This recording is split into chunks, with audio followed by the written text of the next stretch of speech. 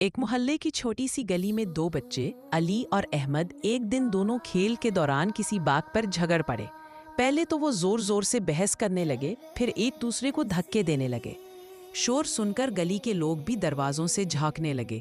اسی دوران علی کی ماں نے آواز سنی اور تیزی سے باہر آئیں۔ انہوں نے علی کو بازو سے پکڑا اور پیار سے اپنے گھر لے گئیں۔ احمد بھی غصے سے زمین پر پیر مارتا ہوا اپنے گھر چلا گیا۔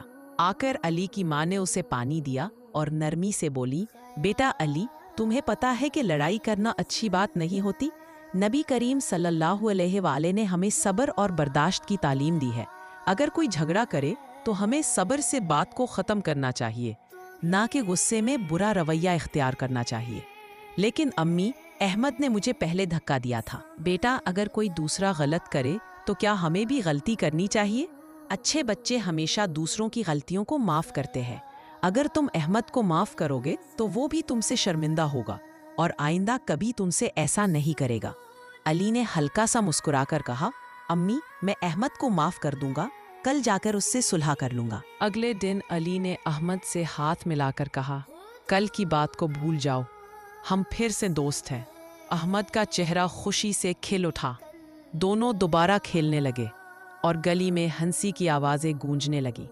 لڑائی اور جھگڑا کسی مسئلے کا حل نہیں ہوتا۔ ماں باپ کی نصیحت ہمیشہ بھلائی کا راستہ دکھاتی ہے۔ اچھے دوست وہ ہے جو ایک دوسرے کو معاف کر کے دوستی نبھاتے ہیں۔